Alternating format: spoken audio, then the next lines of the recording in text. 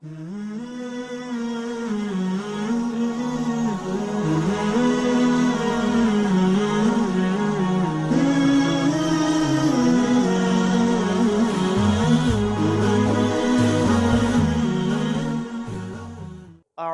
بالله السميع العليم من الشيطان الرجيم من همزه ونفخه ونفثه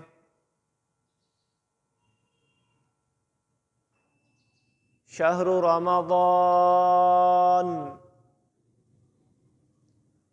الذي أنزل فيه القرآن هدى للناس وبينات من الهدى والفرقان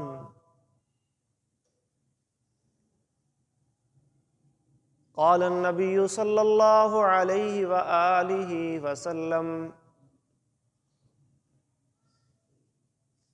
أتاكم رمضان شهر مبارك تفتح فيه أبواب السماء وتغلق فيه أبواب الجحيم وتغل فيه مردة الشياطين وفيه ليلة خير من 1000 شهر من حرمها فقد حرم الخير رواه النسائی۔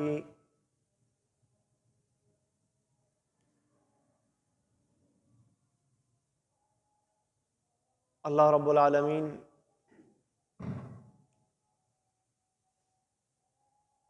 انسانوں کو اس دنیا میں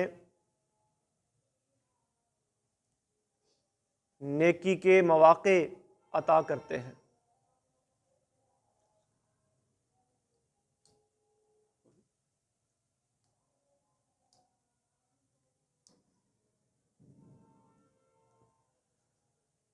اور ان مواقع میں سے ایک بہترین موقع جو انسان کی زندگی میں آتا ہے، جس میں وہ خیر اور بھلائی والے کام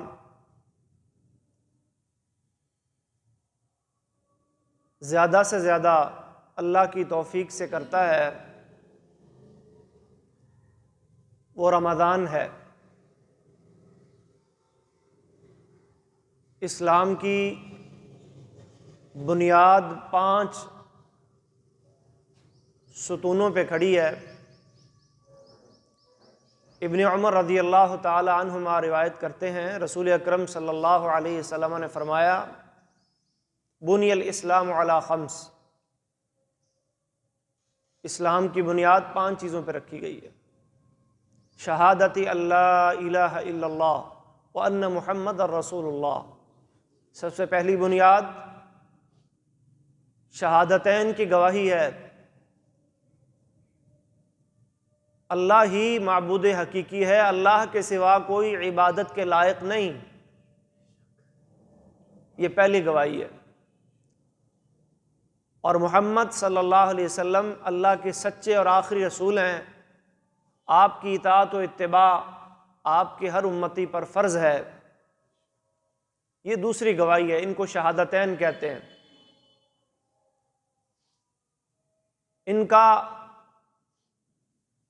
زبان سے اقرار، دل سے یقین اور اعضاء کے ذریعے ان پر عمل کیے بغیر بندہ دائرہ ایمان اور اسلام میں داخل نہیں ہو سکتا۔ وَإِقَامِ الصَّلَاةِ، اور دوسری بنیاد نماز کا قیام ہے۔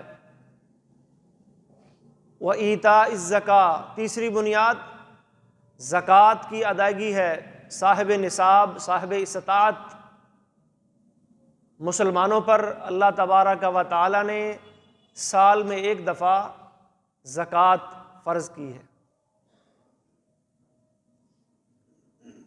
وصوم رمضان، اور چوتھی بنیاد رمضان کے روزے ہیں۔ اور پانچویں اور آخری بنیاد حج بیت اللہ کی ادائیگی، وہ بھی مشروط ہے من استطاع الیہ سبیلا، جو وہاں تک جانے کی طاقت، زاد راہ، صحت، ہمت اور عورت کے لیے محرم کا ہونا رکھتا ہے، اس پر حج بیت اللہ فرض ہے۔ تو ان میں سے جو چوتھی بنیاد ہے رمضان کے روزے، یہ اللہ تبارک و تعالی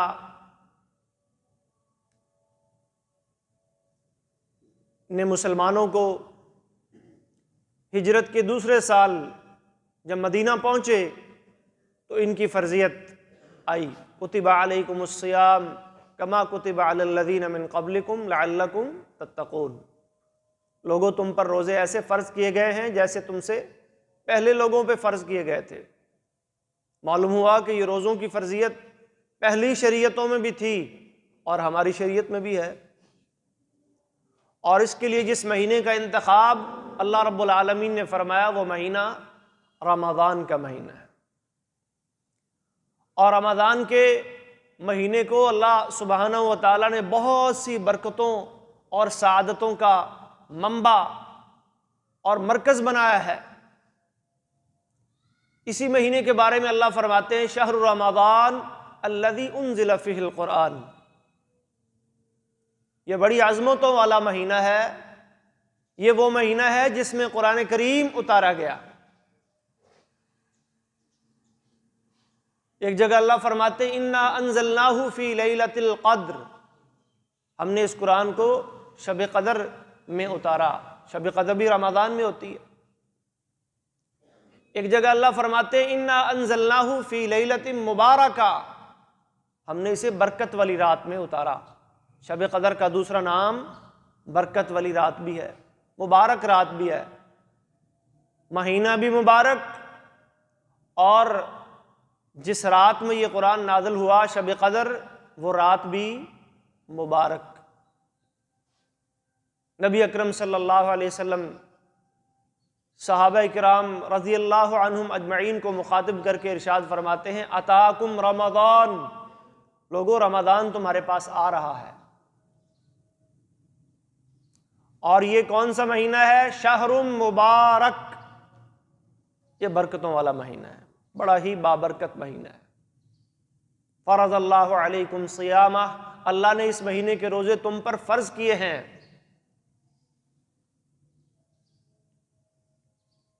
اور صرف قرآن کریم ہی نہیں، اللہ سبحانہ و تعالیٰ نے قرآن سے پہلے جو کتابیں نازل فرمائیں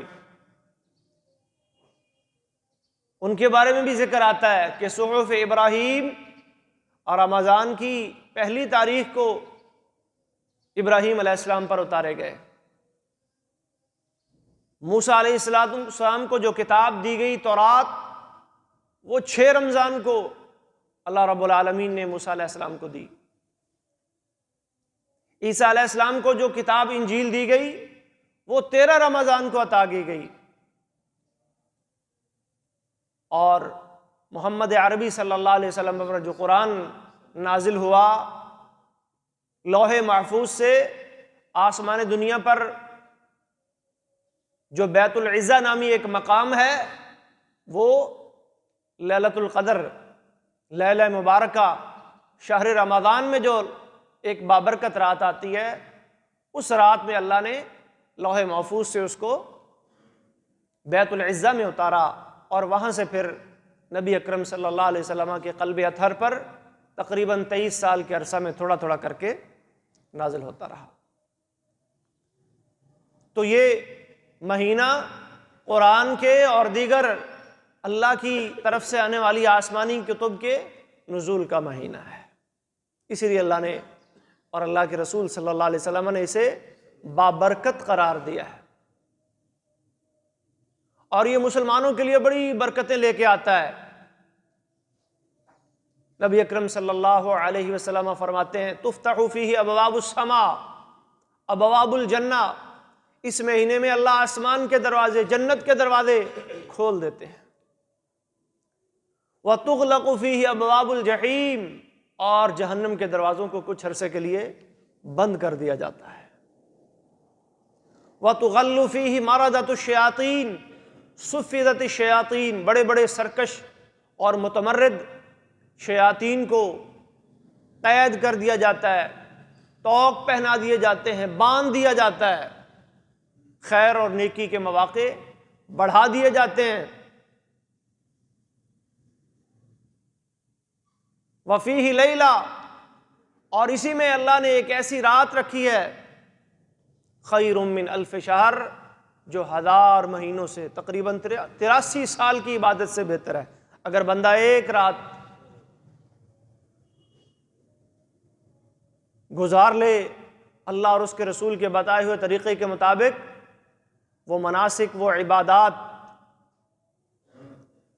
وہ شب بیداری جو نبی اکرم صلی اللہ علیہ وسلم کیا کرتے تھے، اگر ایک رات رمضان کی انسان اس طریقے کے مطابق گزار لے تو اللہ فرما رہے ہیں کہ خیر من الف شہر، اور اللہ کے نبی بھی یہی فرما رہے ہیں کہ خیر من الف شہر، من حرمہا فقد حرم الخیر، جو اس رات کی برکتوں سے محروم ہو گیا وہ بہت بڑی خیر اور بھلائی سے محروم ہو گیا، اور جو رمضان کی برکتوں سے محروم ہو گیا وہ بھی محروم ہے۔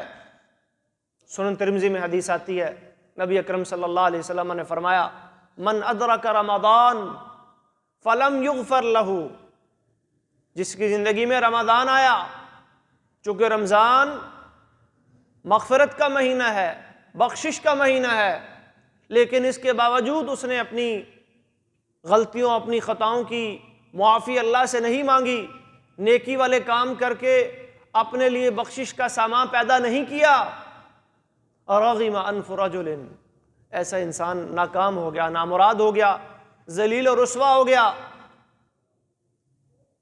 جس کی زندگی میں رمضان تو آیا لیکن اس نے رمضان کو اپنے لیے بخشش کا ذریعہ نہیں بنایا، کیونکہ رمضان تو آتا ہی گناہوں کے کفارے کے لیے ہے، گناہوں کی بخشش کے لیے ہے۔ بخاری شریف میں حدیث آتی ہے، نبی اکرم صلی اللہ علیہ وسلم نے فرمایا، الصلوات الخمس، 5 نمازیں، والجمعۃ الی الجمعہ، اور ایک جمعہ سے لے کر دوسرا جمعہ، ورمضان الی رمضان، اور ایک رمضان سے لے کر دوسرا رمضان، مکفرات لما بینہن، یہ درمیان میں ہونے والے انسانی گناہوں کا کفارہ ہیں، گناہوں کو ختم کرنے والے اعمال ہیں یہ۔ اذا اجتنبت الکبائر، اگر بندہ بڑے بڑے گناہوں سے بچ جائے تو صغائر اللہ رمضان کی برکت سے، اور ایک نماز کے بعد آنے والی دوسری نماز کی برکت سے، اور ایک جمعے کے بعد آنے والے دوسرے جمعے کی ادائیگی کی برکت سے اللہ صغائر معاف فرما دیتے ہیں۔ کبائر کی پھر اللہ نے ایک الگ کیٹیگری رکھی ہے، وہ بھی اللہ معاف فرما دیتے ہیں، یہ نہیں کہ وہ معاف نہیں فرماتے۔ اگر بندہ سچے دل سے توبہ کر لے، عجز و ندامت کا اظہار کر لے، تضرع اور انابت اللہ کی طرف کر لے، گڑ گڑا پڑے اللہ کے سامنے، منیب بن جائے، اللہ کی طرف رجوع کر لے، اللہ سے معافی مانگ لے، اللہ بڑے بڑے کبائر بھی معاف فرما دیتے ہیں۔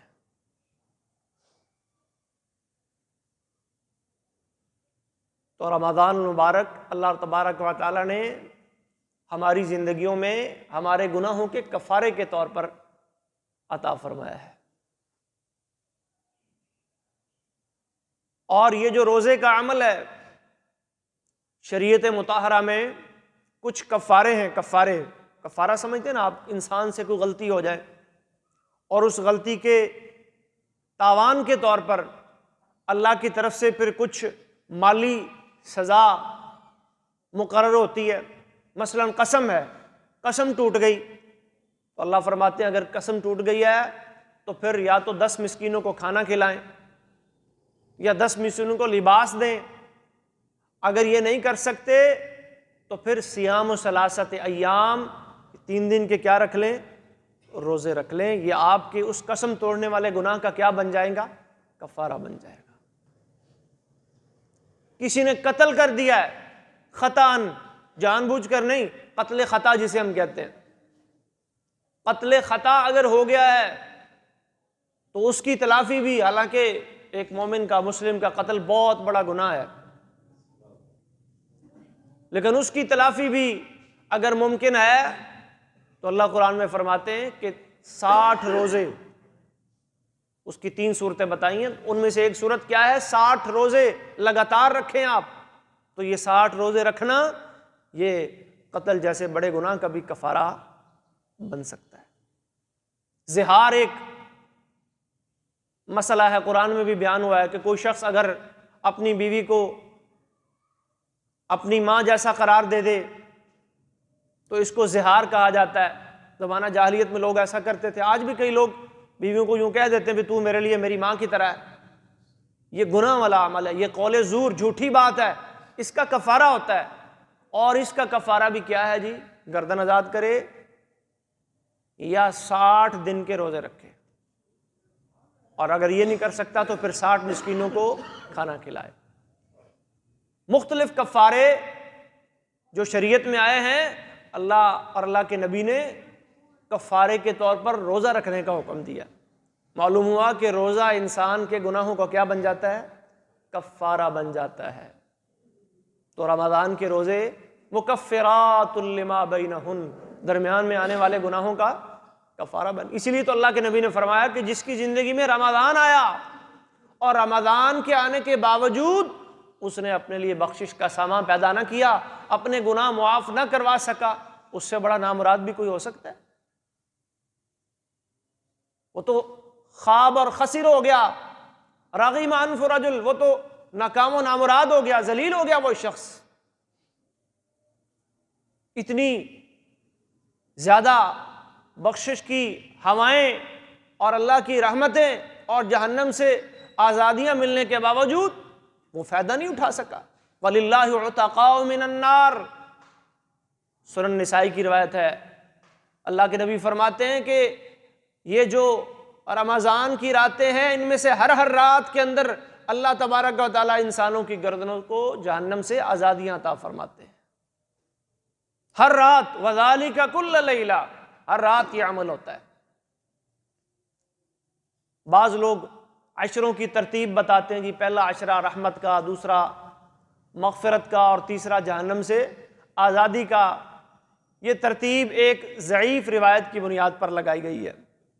جو صحیح احادیث رسول اللہ صلی اللہ علیہ وسلم سے ملتی ہیں ان میں اس طرح کی کوئی ترتیب نہیں ہے۔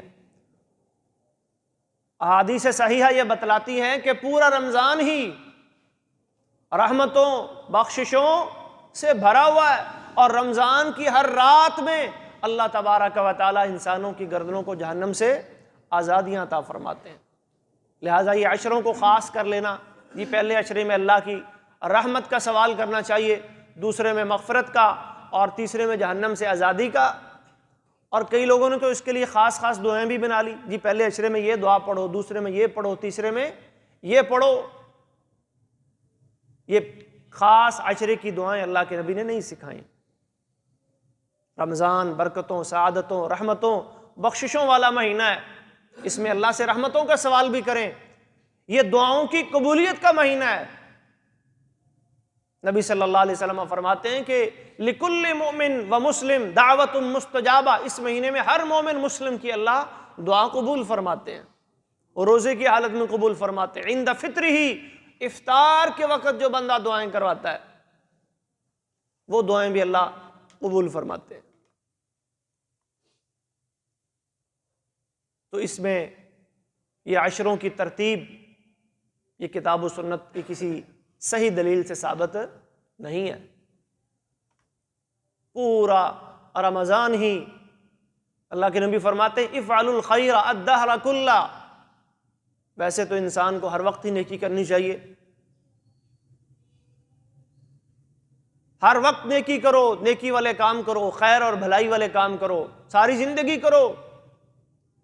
وَتَعَرَّضُوا لِنَفَحَاتِ رَحْمَتِ اللَّهِ، اور اللہ کی رحمت کے چلنے کے جو خاص مواقع ہیں، جب رحمت کے ہوائیں، رحمت کے جھونکے بڑی تیزی سے چلتے ہیں، ان کو تلاش کرو، ان کی جستجو میں رہو، ان کو ڈھونڈو، اور اس میں نیکی والے افعال، نیکی والے اقوال زیادہ سے زیادہ کرنے کی کوشش کرو۔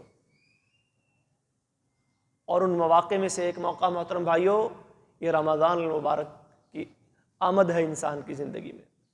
یہ اللہ کا بہت بڑا انعام ہے، اور ہم سب کو اللہ کا شکریہ ادا کرنا چاہیے۔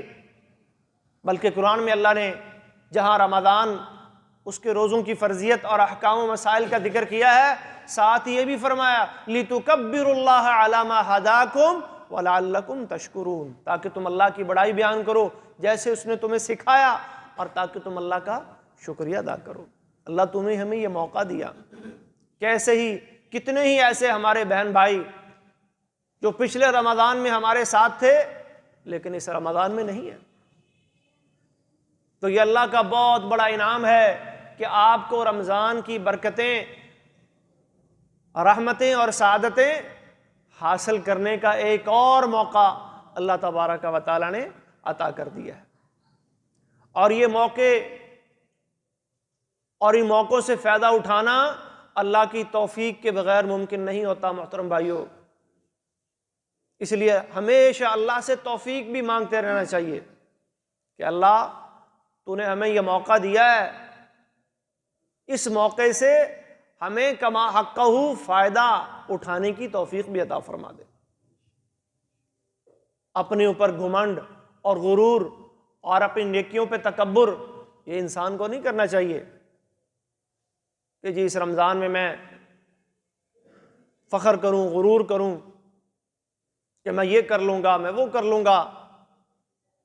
اللہ کے سامنے عاجزی، تضرع، مسکنت یہ ضروری ہے، ورنہ ایسا بھی ہوتا ہے کہ انسان اپنی ساری تیاری مکمل کر کے بیٹھا ہوتا ہے لیکن عین وقت پہ آ کے کوئی ایسی رکاوٹ کھڑی ہوتی ہے کہ انسان وہ نیکی کا عمل نہیں کر پاتا۔ نبی صلی اللہ علیہ وسلم کی حدیث ہے بادروا بالاعمال، لوگوں نیک اعمال کرنے میں جلدی کرو، فتنن کا قطع اللیل المظلم، اس سے پہلے کہ وہ فتنے آ جائیں جو رات کے اندھیرے کی طرح آئیں گے اور یک یک چھا جائیں گے۔ یصبح الرجل مؤمنا ویمسی کافرا او یمسی مؤمنا ویصبح کافرا، صبح کو بندہ مومن ہوگا، شام کو کافر، یا شام کو مومن ہوگا اور صبح کو کافر۔ دل بدل جائے گا، ارادے بدل جائیں گے، نیتیں چینج ہو جائیں گی۔ یبیع دینہ بعرض من الدنیا، اور دنیا کے تھوڑے تھوڑے مفاد کی خاطر انسان اپنا دین و ایمان بیچنے پہ آ جائے گا۔ حضرت کعب بن مالک رضی اللہ تعالیٰ عنہ کا ایک واقعہ ملتا ہے، حدیث کے اندر صحیح بخاری میں بھی آتا ہے۔ غزوہ تبوک کے موقع پہ نبی صلی اللہ علیہ وسلم نے جب بتلایا بھائی لمبا سفر ہے، رومیوں کے خلاف جہاد و قتال کے لیے نکلنا ہے، تیاری کر لو، زاد راہ اکٹھا کر لو، سواری، کھانا پینا، جتنی بھی سفر کی ضروریات ہیں سب لوگ اپنی اپنی تیاری کرو۔ سب نے تیاری کی، کعب نے بھی کی، نوجوان تھے، سواری بھی تھی، سامان سفر بھی اکٹھا کر لیا، ساری تیاری پوری ہو گئی۔ بس جی میں نے جانا ہے نبی صلی اللہ علیہ وسلم کے ساتھ، نکلنا ہے جہاد کے اس مبارک سفر پہ۔ لیکن جب نکلنے کی باری آئی، وقت آیا، رسول اللہ صلی اللہ علیہ وسلم نکل گئے، سفر شروع ہو گیا، لیکن کعب کسی وجہ سے نہ جا سکے۔ دل میں خیال آ گیا میرے پاس تیز رفتار گھوڑا ہے، بس میں شام کو نکلوں گا اور اللہ کے نبی سے جا ملوں گا۔ شام بھی آ گئی، رات بھی آ گئی، اگلا دن بھی آ گیا، بس ابھی نکلتا ہوں۔ ایسے کوئی عوارض بنتے چلے گئے کہ باوجود پوری تیاری کے، سامان سفر کے، تیز رفتار گھوڑے کے، عزم و ارادے اور نیت کے، ساری چیزیں موجود ہیں، نہیں جا سکے۔ معلوم ہوا کہ نیکی کی توفیق اللہ کے ہاتھ میں ہوتی ہے۔ تو اللہ اگر آپ کو نیکی کا یہ موقع دے رہا ہے، نیکی کے یہ کام کرنے کی توفیق دے رہا ہے، تو پھر ہمیں اللہ کا شکر کرنا چاہیے نا جی۔ محترم بھائیو، رمضان کی آمد قریب ہے۔ جب بھی کوئی اہم موقع انسان کی زندگی میں آتا ہے، موقع کی اہمیت کا اندازہ تو آپ کر چکے ہیں نا جی، یہ کتنا بابرکت اور کتنا خیر والا اور انسان کے لیے کتنا اہم ترین مہینہ ہے۔ تو انسان اس موقع کی تیاری کرتا ہے۔ طلباء کا امتحان ہوتا ہے، طالب علموں کو بھی فکر ہوتی بھی تیاری کریں، پرچے آنے دینے، والدین بھی توجہ دینے، بیٹا سکول جاؤ، اکیڈمی جاؤ، پڑھو بیٹھ کے، وقت ضائع نہ کرو، آپ کا امتحان سر پر ہے۔ تیاری بچے کرتے بھی ہیں، والدین توجہ بھی دیتے ہیں، ان کی تیاری کروائی بھی جاتی ہے۔ اسی طرح ہماری زندگیوں میں بھی مختلف مواقع دنیاوی معاملات کے آتے ہیں، خوشی کے، غمی کے، ان کے لیے ہم تیاری کرتے ہیں۔ تو جو کام تیاری کے ساتھ کیا جاتا ہے وہ پھر اچھے اور احسن انداز میں پایہ تکمیل تک پہنچتا ہے۔ جو تیاری کے بغیر کیا جائے وہ پھر گزارا ہی ہوتا ہے۔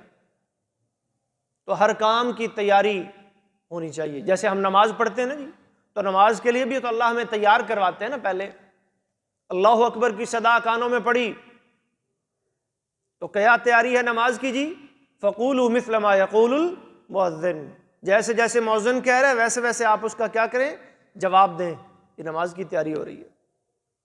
اور پھر اس کے بعد کیا ہے کہ دنیاوی مشاغل، مصروفیات، انہیں چھوڑیں، وائنڈ اپ کریں، اور نماز کی تیاری کا پہلا مرحلہ وضو۔ استنجا کی حاجت اور ضرورت ہے تو اسے کریں، نہیں تو پھر وضو بنائیں۔ کئی لوگ یہ مسئلہ ان کے ذہن میں ہوتا ہے جی ہر وضو کے ساتھ استنجا کرنا ضروری ہے۔ یہ کوئی ضروری نہیں ہوتا ہر وضو کے ساتھ استنجا کرنا۔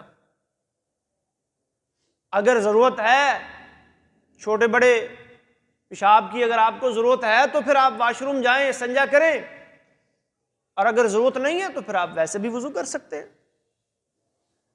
ہر نماز کے لیے جو وضو کیا جاتا ہے اس کے ساتھ استنجا ضروری نہیں۔ یہ بعض لوگوں کے ذہن میں یہ غلط فہمی ہوتی، نہیں جی پہلے استنجا کرنا ہے پھر وضو کرنا ہے۔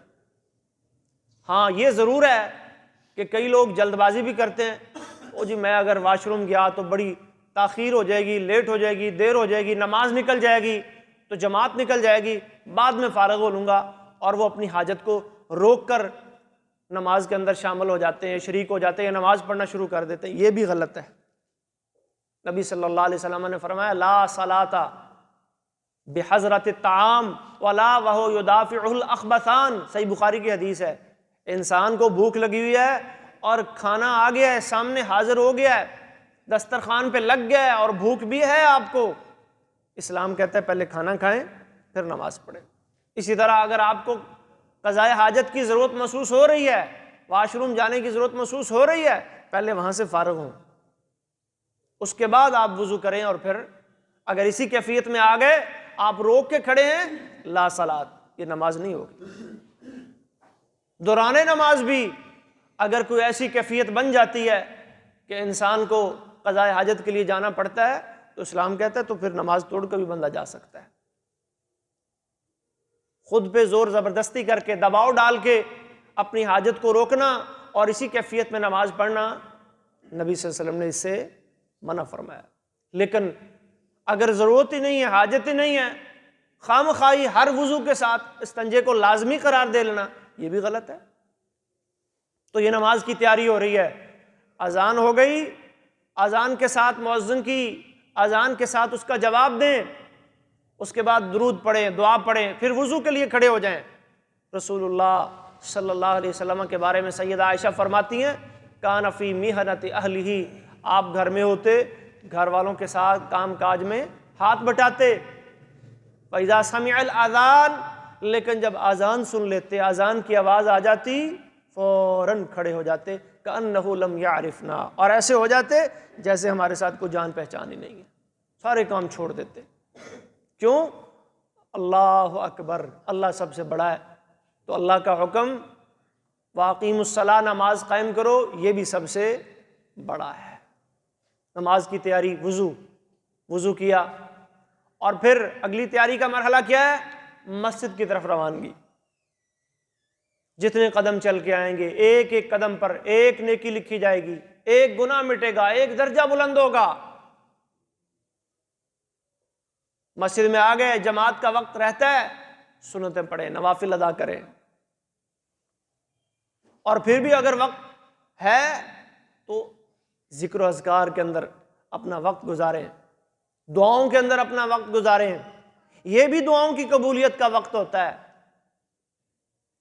نبی صلی اللہ علیہ وسلم فرماتے سنتان لا تردان، دو وقت ایسے ہیں جن میں دعا مانگی جائے تو رد نہیں ہوتی، الدعاء بین الاذان والاقامہ، ان میں سے ایک وقت کیا ہے؟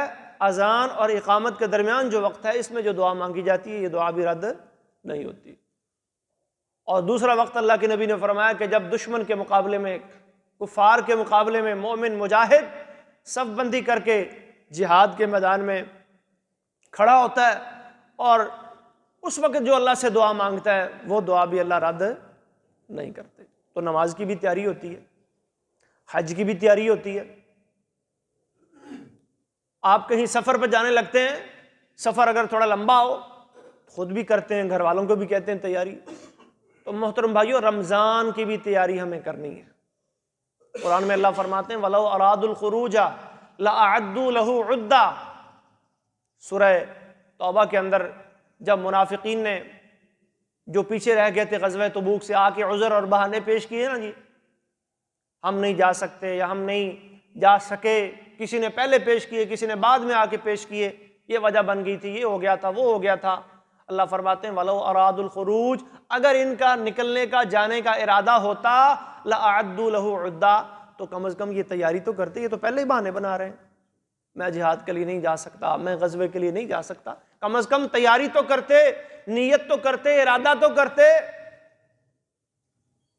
انہوں نے تو تیاری نہیں کی۔ تو محترم بھائیو، ہم نے بھی انشاءاللہ رمضان کے روزے رکھنے کی تیاری کرنی ہے۔ رمضان کے اندر جو عبادات ہم نے کرنی ہے، وقت سے ان کی تیاری کرنی ہے۔ بخاری شریف میں ایک حدیث آتی ہے، نبی کریم صلی اللہ علیہ وسلم کے پاس ایک صحابی آئے اور سوال کیا متی الساعہ، اللہ کے رسول قیامت کب آئے گی؟ تو آپ نے اسی پر ایک اور سوال کر دیا، ما اعددت لہا، قیامت کے بارے میں پوچھ رہے ہو، تم یہ بتاؤ تم نے قیامت کے لیے تیاری کیا کی ہے؟ اصل چیز تو تیاری ہے نا جی۔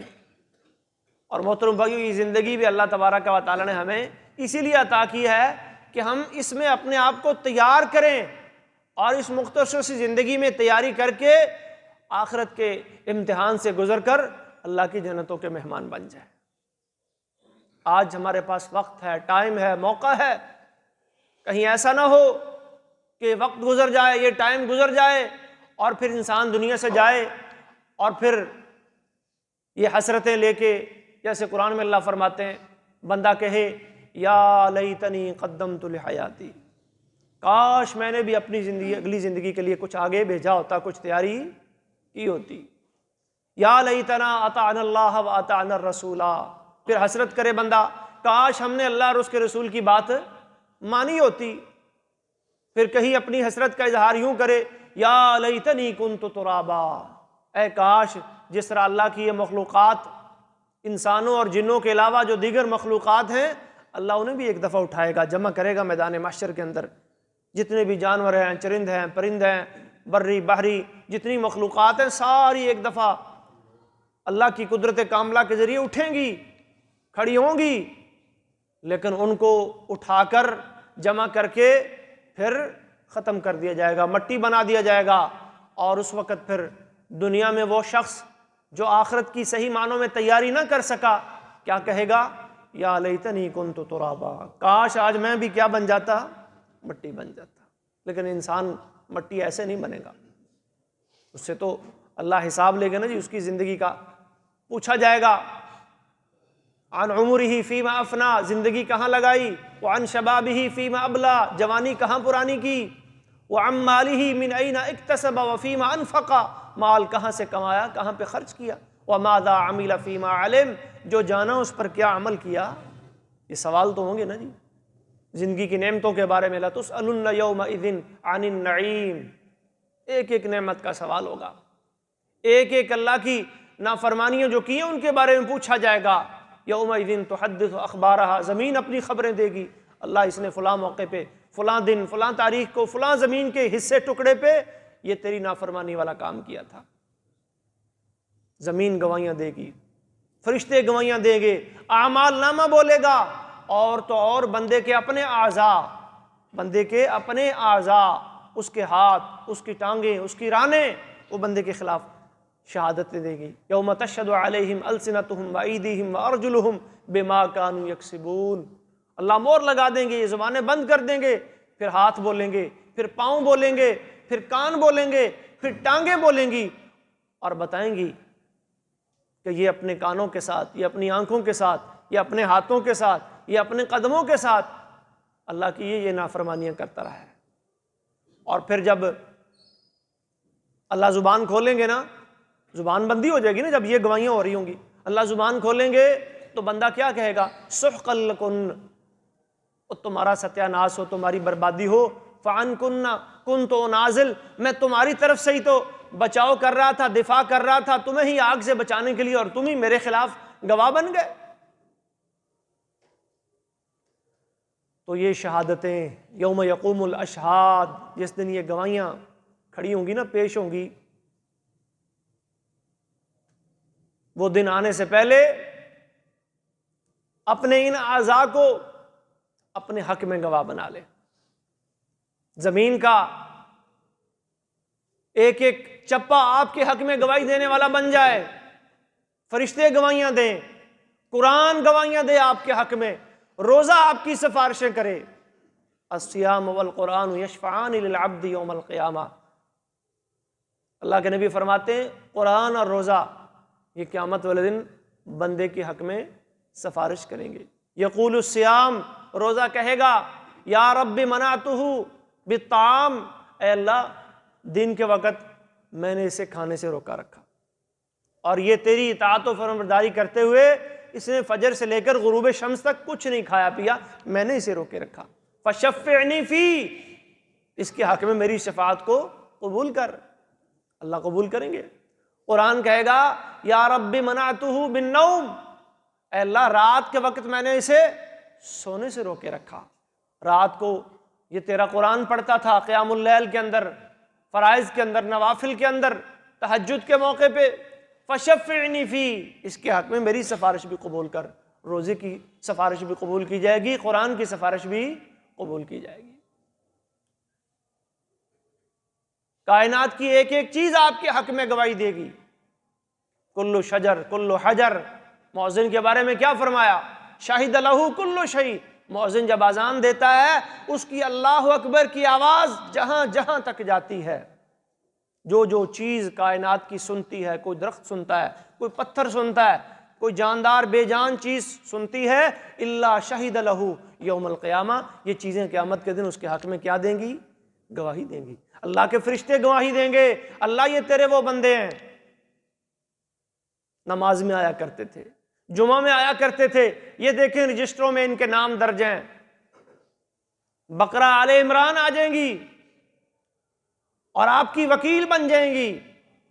آپ کی طرف سے اللہ کے سامنے جس طرح وکیل جھگڑا کرتا ہے اپنے مدعی کی طرف سے، اپنے موکل کی طرف سے کہ میرا موکل سچا ہے، اس کا موقف مبنی بر حق ہے، فیصلہ اس کے حق میں ہونا چاہیے، تو وہاں قرآن، وہاں روزہ، وہاں یہ آپ کے اعمال یہ آپ کے وکیل بن جائیں گے.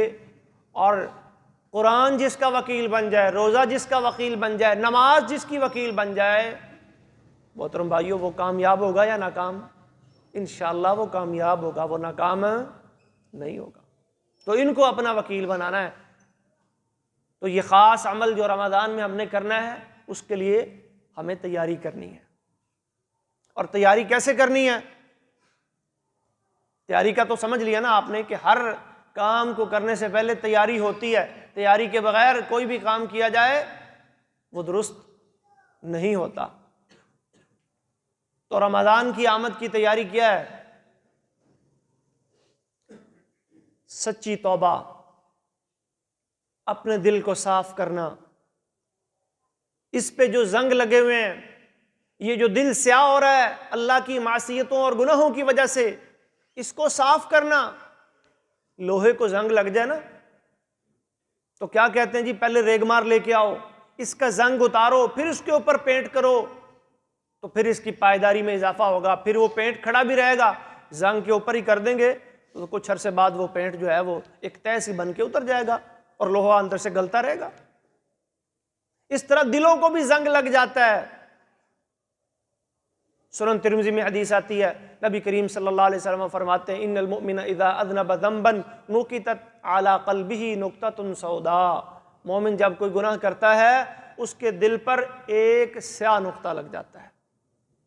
فَإِن تَابَ وَنَزَعَ وَاسْتَغْفَرَ سُقِلَ، اگر وہ اللہ سے معافی مانگ لے، بخشش کا طلبگار ہو جائے، وہ گناہ چھوڑ دے، تو اس کا دل پھر سے روشن اور صاف کر دیا جاتا ہے۔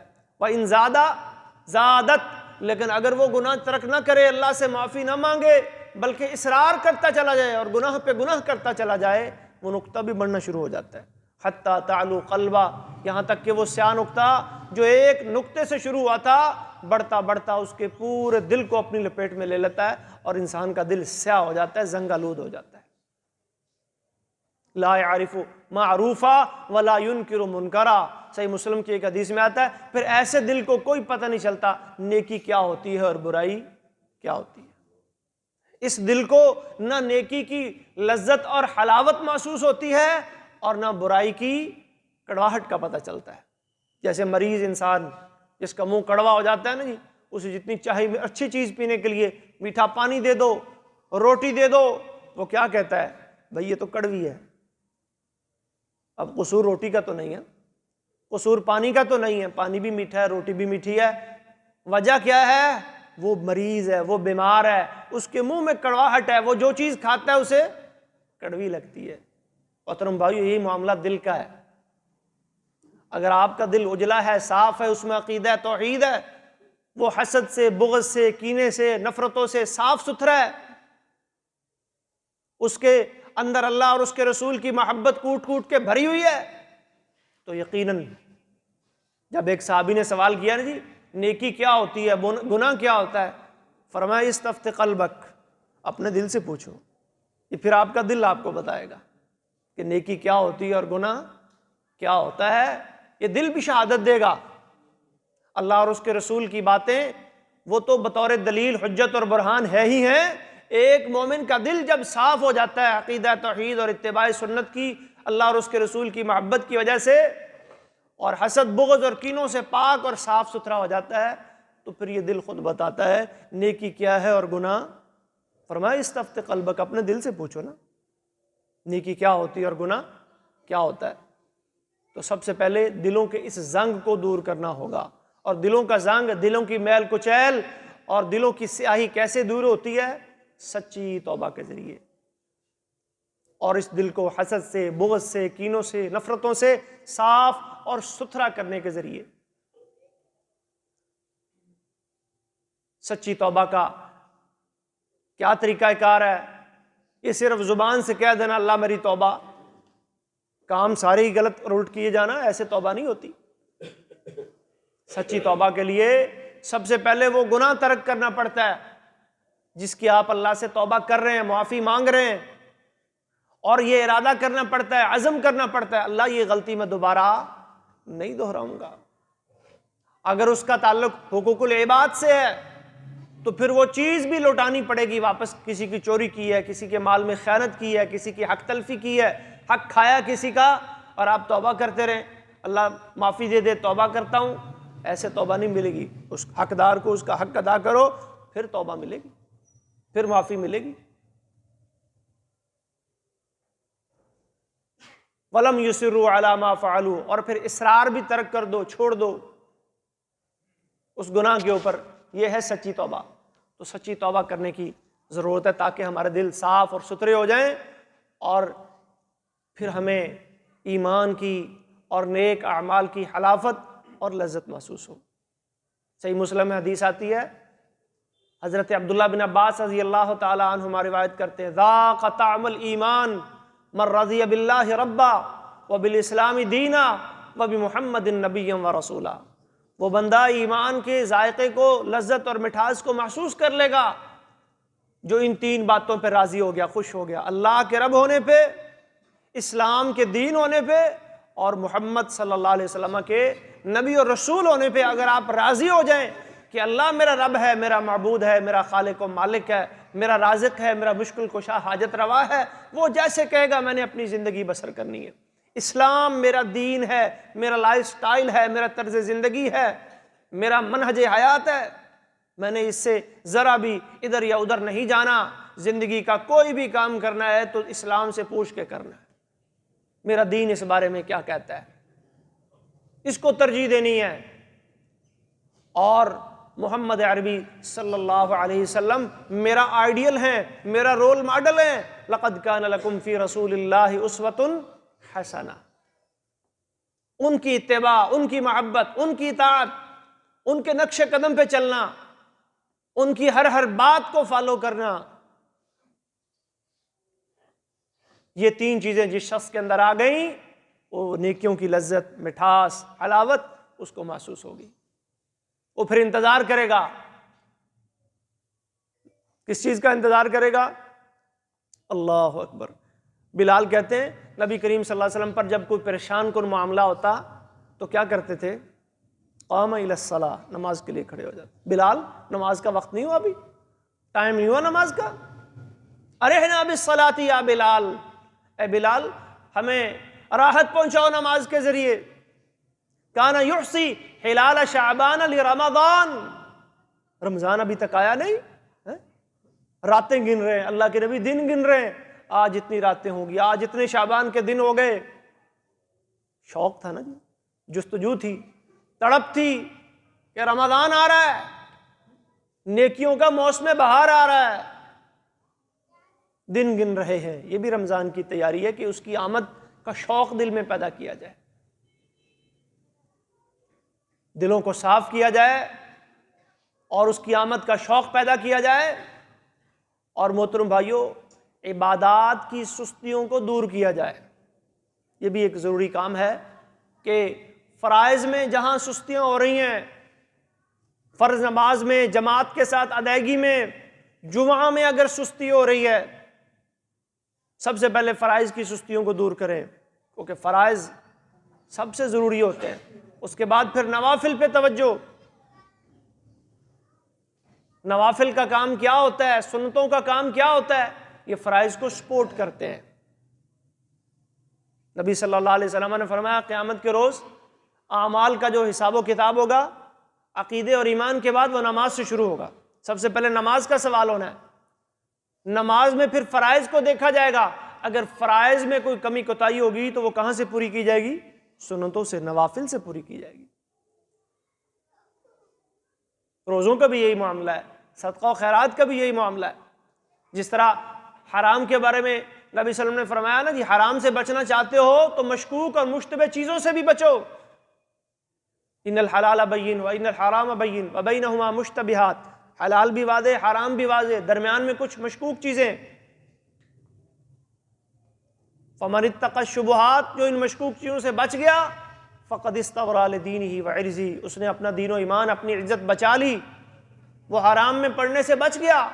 اور جو ان مشکوک اور مشتبہ معاملات میں پڑ گیا، وقع فی الحرام، سمجھو وہ حرام میں پڑ گیا۔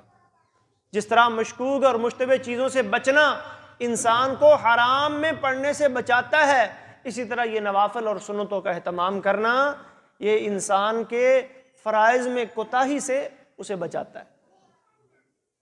اگر آپ سنتوں اور نوافل کا اہتمام کریں گے تو یہ فرائض کی کوتاہی سے بچ پائیں گے۔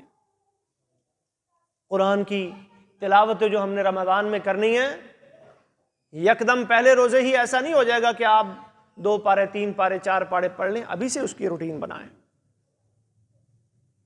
ذکر و اذکار، صبح کے اذکار، شام کے اذکار، دعائیں، مناجات، اپنی جو زندگی کی ضروریات ہیں۔ رمضان کے حوالے سے لوگ 2 قسم کے غلط تصورات کا شکار ہو جاتے ہیں۔ ایک غلط سوچ تو یہ آ جاتی بھی رمضان ہے، رمضان میں کوئی کام نہیں کرنا، بس جی روزے رکھنے ہم نے، اور کوئی کام، روزہ رکھنا ہے اور بس رمضان روزے ہی رکھنے ہیں اور کوئی کام نہیں کرنا، بس سونا ہے جی سارا دن، میں نے روزہ رکھا ہوا ہے، کوئی کام کاج ہے کیا ہے جی، میرا روزہ ہے جی۔ اور رمضان اور روزہ یہ نہیں کہتے کہ آپ اپنی ذمہ داریوں سے غافل ہو جائیں، آپ اپنے دیگر جو فرائض ہیں ان کو بھول جائیں۔ اور کئی لوگ رمضان کے اندر دوسری غلط سوچ کیا ہے، وہ جی میں تو محنت مزدوری کرنے والا بندہ ہوں، میں نے صبح سے لے کر شام تک دکان پہ جانا ہے، میں نے دفتر میں جانا ہے، میں نے کھیت میں رہنا ہے، میں نے جناب صاحب کسی چلانی ہے، تگاری کڑائی اٹھانی ہے، میں نے اینٹیں اٹھانی ہے، میں کیسے روزہ رکھ سکتا ہوں؟ میرے تو بڑے کام کاج ہیں، میری تو بڑی مشقت ہے۔ محترم بھائیو، یہ غلط سوچے ہیں۔ نبی صلی اللہ علیہ وسلم کے دور میں آپ دیکھ لیں صحابہ کرام کو، صحابیات کو، یہ زندگی کی سہولتیں جو آج ہمیں میسر ہیں کیا ان لوگوں کو تھیں؟ اللہ اکبر۔ حضور علیہ الصلوۃ والسلام کا لخت جگر سیدہ فاطمہ رضی اللہ تعالی عنہا، فاطمہ تو بضعۃ منی، جس کے بارے میں فرمایا یہ میرے جگر کا ٹکڑا ہے، من آذاہا فقد آذانی، جس نے اس کو تکلیف دی اس نے مجھے تکلیف دی۔ وہ آتی ہیں اپنے والد محترم کے پاس اور کیا کہتی ہیں؟ ابا جان چکی چلا چلا کے میرے ہاتھ ان میں چھالے پڑ گئے، گھر میں جھاڑو لگا لگا کے میرے کپڑے، میرا جسم گرد آلود ہو گیا ہے۔ اور مشق ہوتی تھی اس دور میں، چمڑے کا ایک بڑا برتن، اس میں پانی دور دور سے بھر کے لایا جاتا تھا۔ یہ موٹریں نل کے گھروں میں نہیں ہوتے تھے، چشمے کنویں ہوتے تھے۔ اندازہ لگائیں کتنی مشقت والی زندگی تھی وہ سیدہ فاطمہ اپنے کندھوں پہ وہ مشق والا پانی بھر کے لا رہی ہیں، اور کیا درخواست کرتی ہیں اللہ کے نبی سے کہ کوئی لونڈی، کوئی غلام، کوئی خادم مجھے بھی دے دیں، کوئی میری معاونت کرے گھر کے کاموں میں۔ اللہ اکبر۔ کیا فرمایا؟ سنن ابی داؤد کے الفاظ ہیں، فاطمہ سبقکن یتامی بدر، ابھی جو بدر کے شہداء ہیں، احد کے شہداء ہیں، جو بیوگان ہیں، جو یتامہ ہیں، ان کے گھروں کے مسئلے ابھی حل نہیں ہوئے، میں تمہیں کیسے دے دوں؟ نہیں مل سکتا۔ ہاں تجھے بتاتا ہوں، سبحان اللہ، الحمدللہ، اللہ اکبر، رات کو بستر پہ آئے 33 مرتبہ سبحان اللہ، 33 مرتبہ الحمدللہ اور 34 مرتبہ اللہ اکبر پڑھ لے، تیری دن بھر کی تھکاوٹ کیا ہو جائے گی؟